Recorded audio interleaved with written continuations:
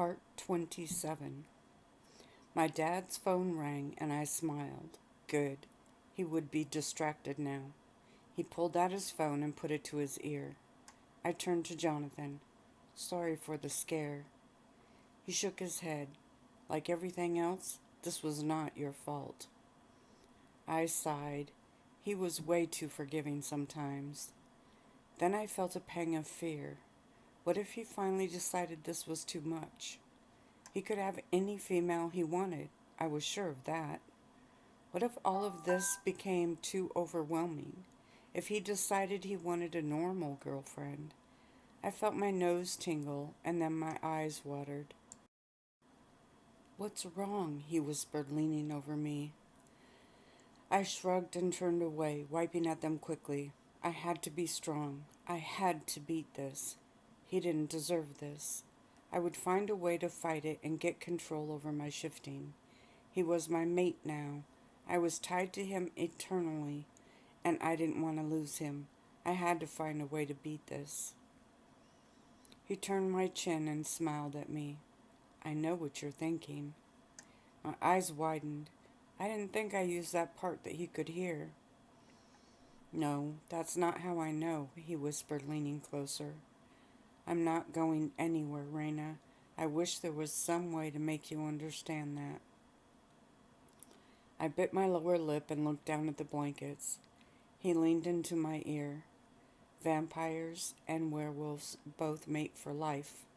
Once we choose who to give that part of us to, we don't change our minds like humans do. I nodded without looking up. He took one of my hands. We will get through this together. I smiled at him and he winked. That's better. I can't believe you want this, I stated, looking down at my body covered by the blanket. Really? He said, sitting up and crossing his arms. So you're questioning my taste now? I nodded, holding in a smile. He shook his head. I should really be insulted, you know. Okay, so I smiled then. The doctors had my dad over in the corner now, showing him things and whispering. Track walked over and was chatting with Paige, and I caught Michael watching. We're going to have the party at Beamer's. I looked at Jonathan. Really? My dad is okaying that? Yes, he is. Michael would be working with my staff on the security and background checks that are already being done.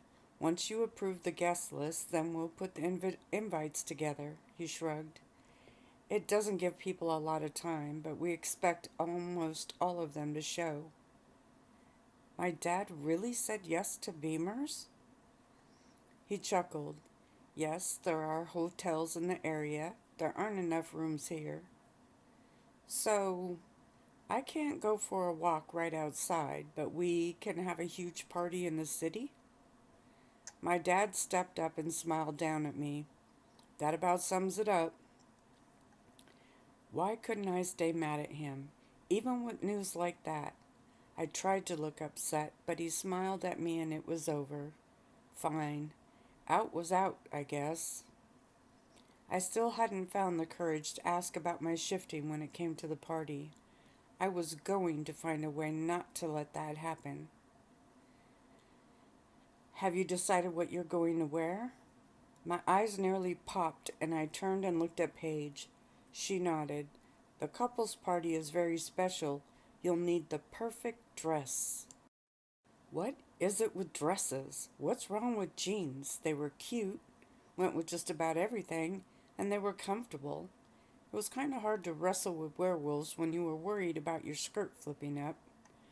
I know this wasn't a werewolf wrestling match, but, well, I didn't like dressing up. I turned to Jonathan and I could almost see his wheels turning. We can do some online shopping, he stated, and then turned and waved over a maid. He asked her to get the laptop from his study and she nodded and left. Track chuckled and I shot him a look. You have to dress up too, you know. Then I smiled as that wiped the grin off his face. He liked getting all prettied up just about as much as I did. Jonathan's phone rang this time. He pulled it out and looked at the screen.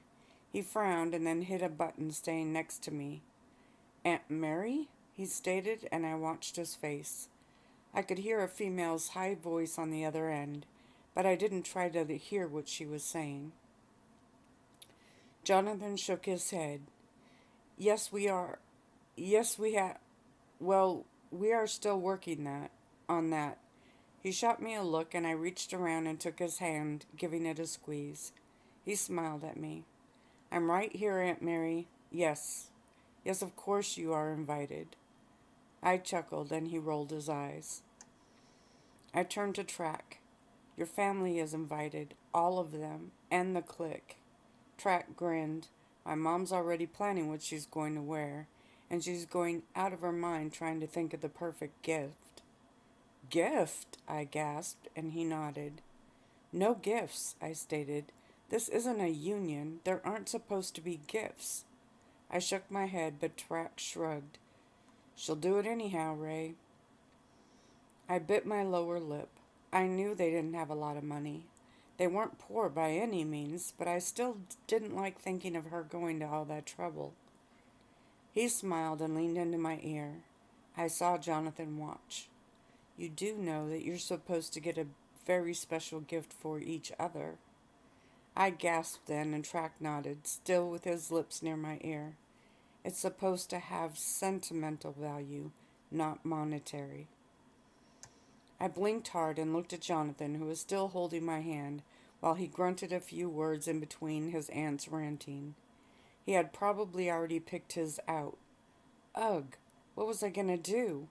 I looked at Track, who sat back up, still nodding. I laid my head back on the pillow and closed my eyes. "No, Aunt Mary, you'll have to wait until the party to meet her." Yes, she is." I opened one eye and he smiled at me. "Aunt Mary, I have to go." "Yes, we'll be overnighting them." "Yes, okay." He pushed another button and then shoved his phone away. "Seems the word has gotten out already." "Wow, that was fast." He chuckled. "Well, my family has been waiting a long time. Some have been pestering me about it more than others." I frowned. "Track told me that we're supposed to get each other gifts." Jonathan shot Track a look and he shrugged.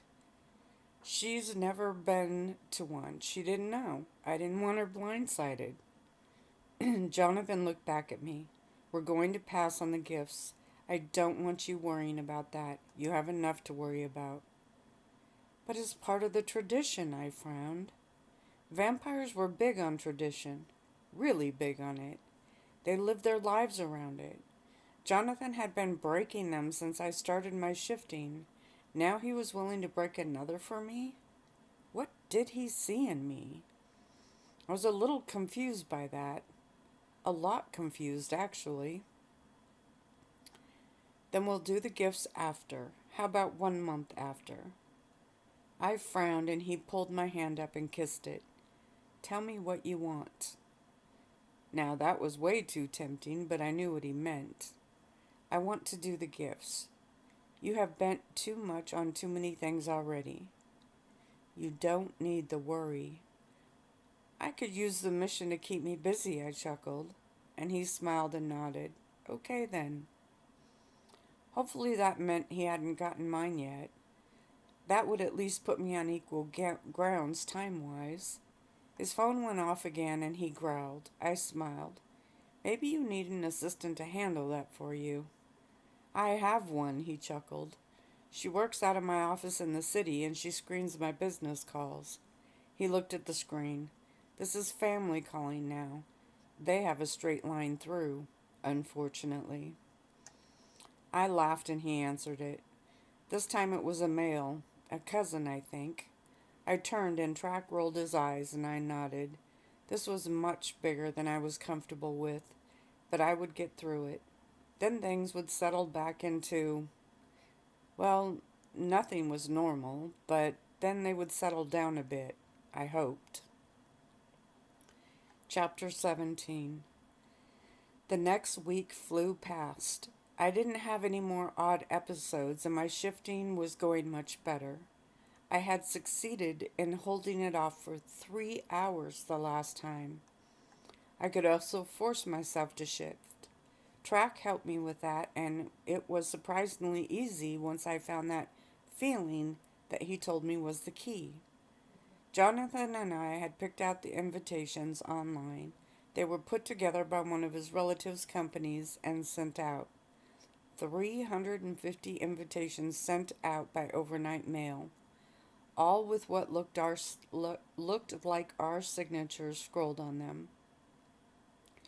The RSVPs were flooding in, and my dad had 3 assistants working on those.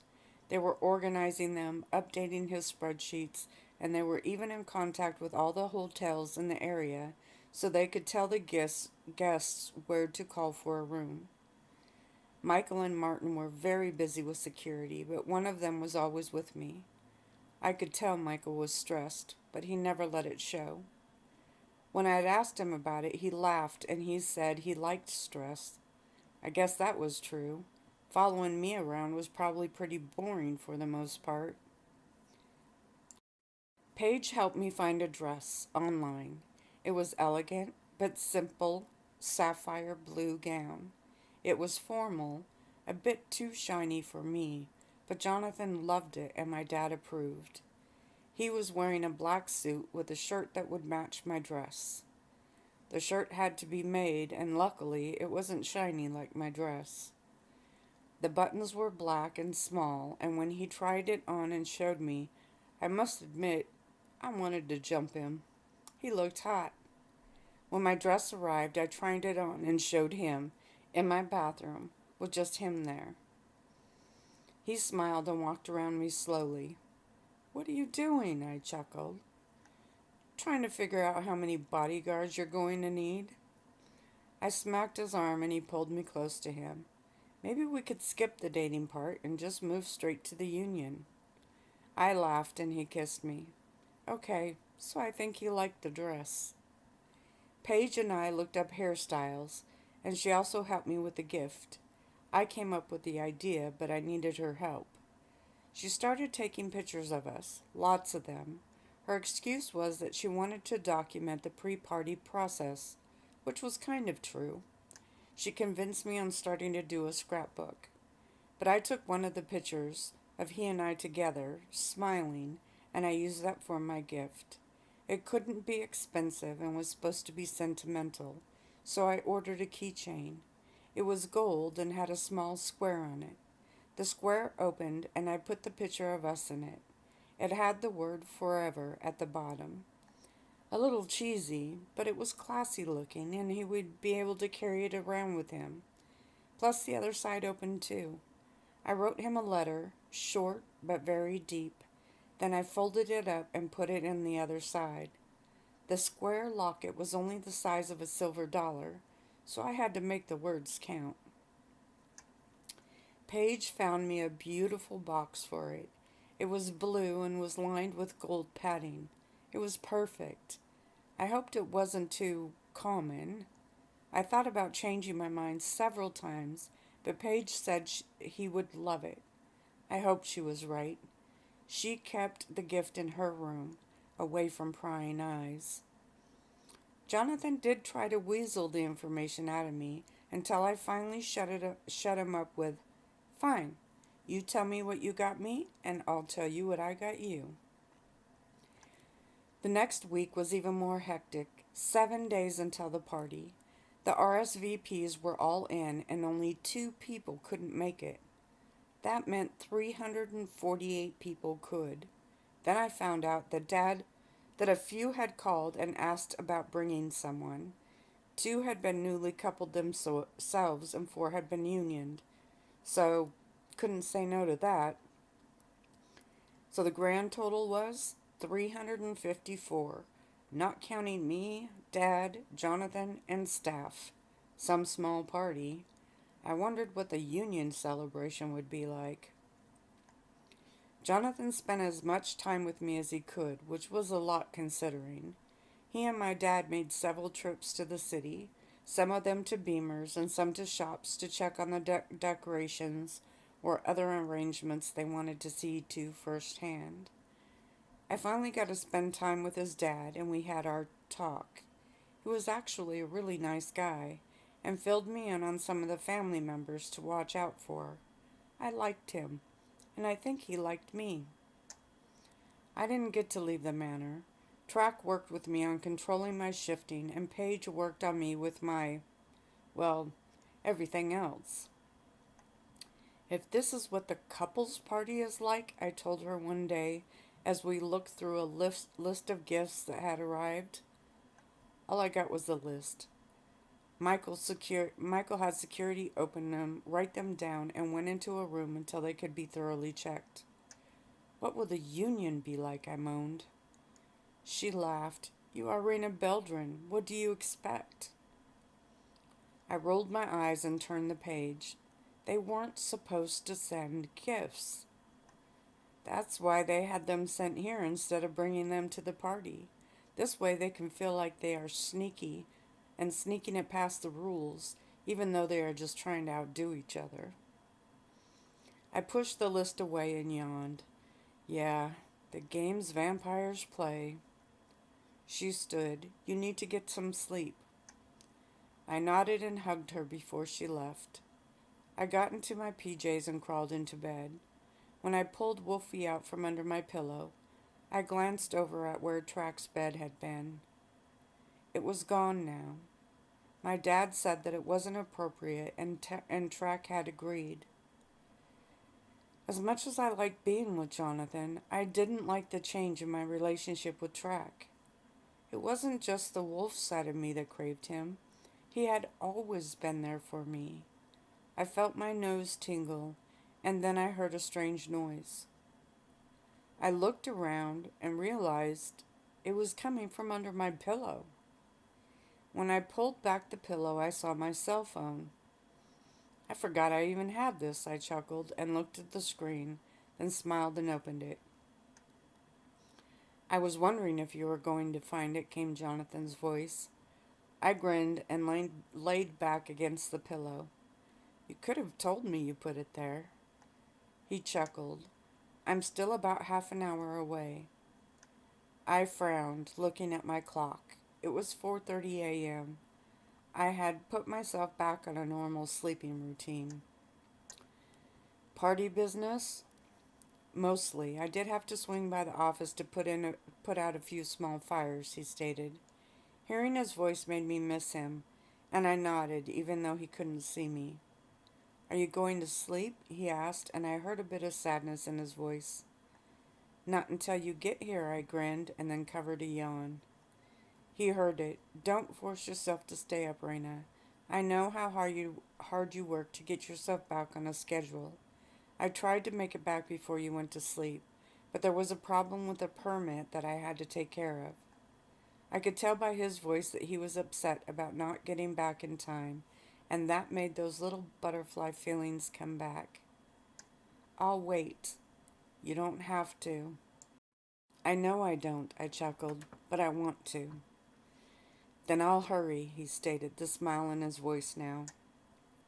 Well, since I am sleepy, I think you'll have to talk to me to keep me awake until you get here, I said in a teasing voice. He laughed. Well then, since this is my fault, it's the least I can do. The minutes passed by quickly. He told me about his trip. He skimmed over the business issues. He told me that Joel had called him and that he and Allison were very excited to be coming. I liked that. I missed Allison. He asked how the scrapbooking was coming, and I sighed. I don't know. Paige is taking a lot of pictures, and she has shown me how to scan them. There are these websites that let you do some of it online, and she has ordered a lot of stuff. As much as I like the idea, it's not really your thing, he finished. I nodded. Yeah, I'm glad we have the pictures, though. Me too. Maybe it's something we can do together after this party thing is out of the way. You want to help me scrapbook? I asked, sitting up. He laughed. Not really, but I'm willing to share the pain with you. Plus, like you said, I'm glad we're getting pictures, starting our life together. His voice trailed off, and I laid back down, smiling up at the ceiling. I sighed, and he cleared his throat. Reina? Yeah? There's something that I should tell you. I sat up fast, the smile slipping. What? There was a long pause. Maybe I should wait until I get there. My free hand went to my throat. This couldn't be good. No, whatever it is, just tell me now. Another long pause. Oh crap, I felt that tingle in my nose. Was he calling it off? But why? What happened? Did I do something wrong? Maybe he finally realized that I was keeping him from the world out there. No, I need to wait until I'm there. His voice was soft and serious. I shook my head. It couldn't be over. Everything was going so well. Please don't drag it out, I whispered, my eyes watering. Just say it. I'm a big girl. Well, if you want me to. I feel odd telling you over the phone. It seems so... Just tell me, I snapped, and then shivered. Reina, I've thought about this a lot. All of this. About us, our future, all of it. Just dump me already, I thought. My free hand now tightened a fist. Why the long drawn out speech? Why did people always have to do that when they were dumping someone? Spit it out. I held my breath. I wasn't gonna freak. Once he said it, I would just say I understand and I would hang up. Then I would fall apart. You still there? He asked. Yes, I was able to get out with my voice shaking. I just want you to know that I didn't come to this out of the blue. That, well, I guess I better just say it. Great, here it comes. My body shook and a tear ran down my cheek. Reina, I love you. I dropped the phone. Yeah, that was my reaction. I was shocked. It wasn't my fault. I thought he was going to dump me. It bounced a few times and landed with a crunch, and it took me a few seconds before what he said registered. I leaned over and looked at the phone. Oh, it didn't look so good. Didn't help that my bed was a bit high, and it had bounced a few times first. Then what he said seeped in. My eyes widened, and I scrambled off the bed to kneel on the floor. Maybe it wasn't as bad as it looked. I picked it up. It was still in one piece, sort of. The screen was cracked, and the image on the front was twitching, for lack of a better word. I put it to my ear. Hello? Jonathan? I heard static and frowned. Jonathan, are you there? I'm sorry. I thought you were dumping me. Jonathan? Crap, I did break it. I sat down on the floor with the phone still to my ear and my back against the bed facing the wall. Jonathan, I'm sorry. I thought you were dumping me, I whispered, knowing he probably couldn't hear me. You are wonderful, hot, funny, sweet, and I can't imagine my life without you. Amazing how brave you could get with the mushy stuff when you knew the person on the other end couldn't hear you. I never thought I'd date, at all. I don't know why, but I just never really thought about it.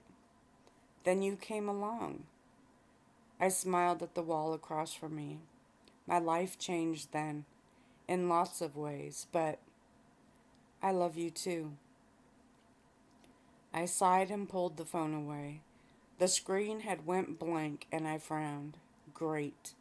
He tells me he loves me and I freak and break the phone. I could only imagine what was going through his head now. I stood up and then yelped and jumped back. Jonathan was sitting on my bed with a very large grin on his face. My eyes were wide. I glanced down to where I had been sitting, then I looked at the phone. Did you hear that? I whispered. He nodded, sliding over the bed and standing up in front of me. He took the broken phone out of my hand and tossed it in the garbage next to my nightstand.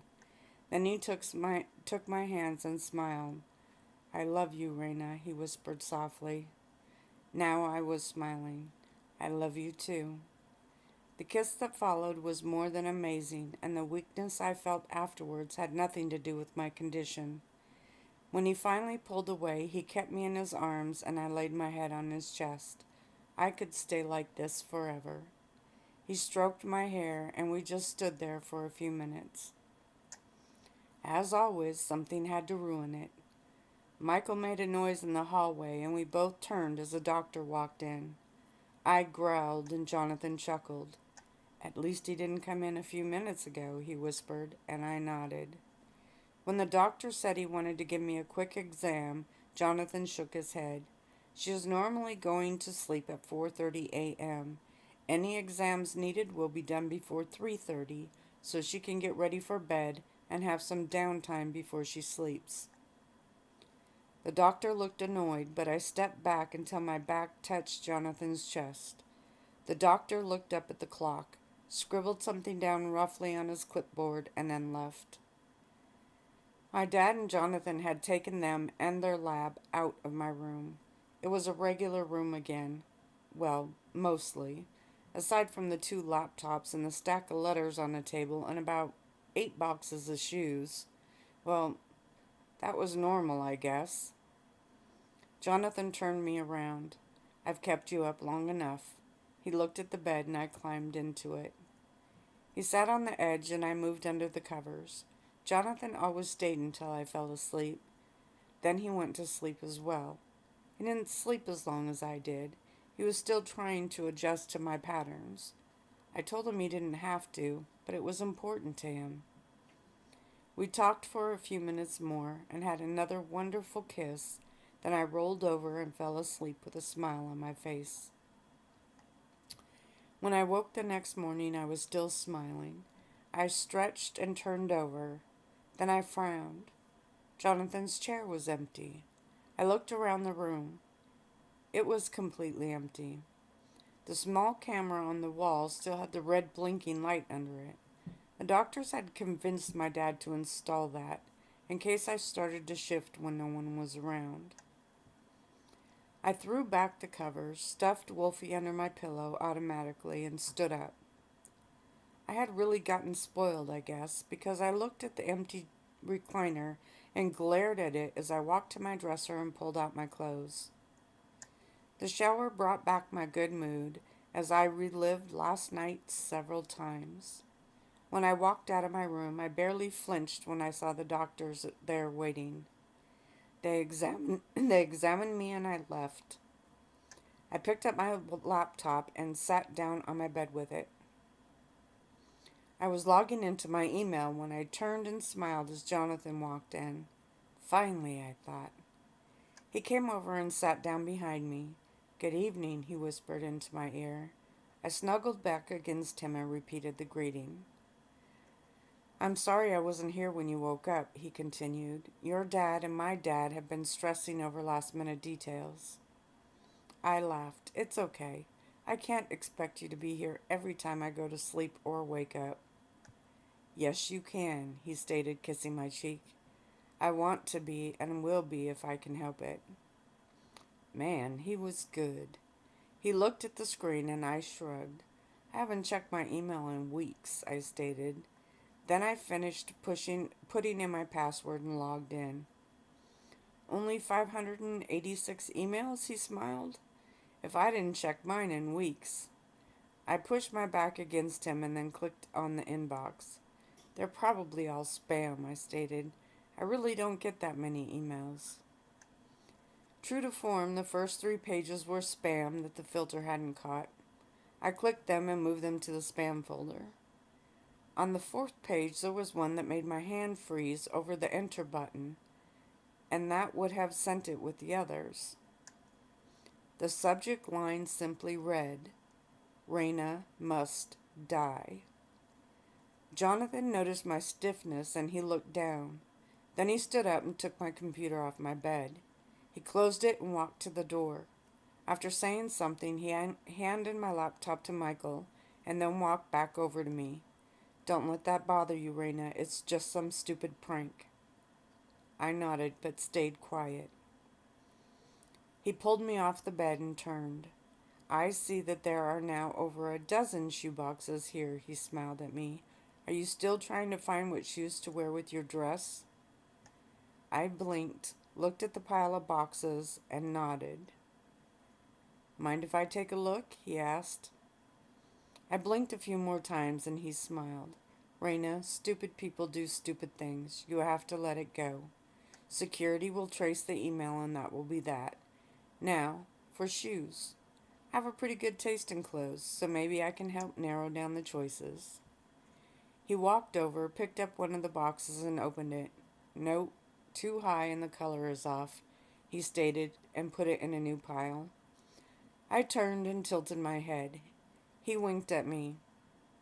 I know what looks good on a female, and I also know that you need to have comfortable shoes since it's going to be a long night. Oh, you know what looks good on a female? I smiled, giving him a hard but teasing look. He shrugged. I'm a guy. Plus, I think I have pretty decent taste. He opened another box, shook his head, and tossed it with the first. After 6 more boxes, he looked at me. I hope you kept the receipts for these. I rolled my eyes and stood up, walking over to him. I'm not as good as you at picking out clothes and shoes. He shrugged. Well, that's another service I can offer. I sat down on the floor and handed him another box. He stared at it a little longer than the others and finally put it in a different pile. No for the dress, but you should keep them. I laughed and watched him go through my other boxes. He had 3 boxes for me to keep, and the rest were going back to the online stores. Great. So I still have no shoes to wear.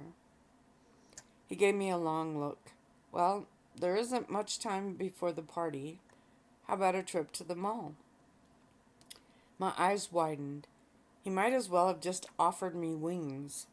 Really? The mall? I could get out of here? My voice went up a pitch, and I bounced. He smiled. I could try. I still need to clear it with your dad, but maybe, if you want. I want, I yelped, and he laughed. Okay then, let me talk to him and see what I can do. He looked at the pile. If he says no, and we get down to the wire, then the black strapped ones will have to do. I bit my lower lip. I wanted to go to the mall. Shoot, I would go to just about anywhere to get out of here. I had been used to living in the manor, but I always had my trips to Polson to get me away for a while. For the last 2 months I was stuck in this place, and I was going more than stir crazy. As if on cue, my dad walked in. He looked at us, sitting in piles of shoeboxes, and his brows rose. I smiled and shrugged. I have the dress, but I can't find the right shoes to go with it. Ah, well, that sounds like a serious problem, he chuckled, and Jonathan and I stood up. Only 6 more days till the party, I said. If I order online. Jonathan nodded. I was wondering if we could arrange a trip to the mall. They have 4 shoe stores there. I'm sure we could find the perfect pair. I noticed he was careful with his words. We were not unioned, and we weren't even technically a couple yet. My dad had given him nearly all the dating rights, and some beyond that, but Jonathan knew to show some respect. My dad frowned. I don't know. The mall? Aren't there humans there? My eyes widened. If that was his only worry, then I had a chance. Jonathan nodded. Likely, but I know the staff at the stores. They have a non-human room in the back of each, all accessed by a separate elevator. We could go in without anyone else knowing, and she would only come into contact with the shoe store staff.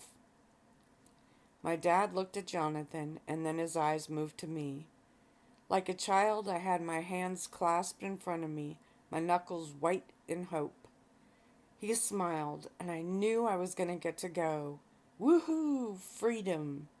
Even if it were to buy shoes. I'm going to stop there.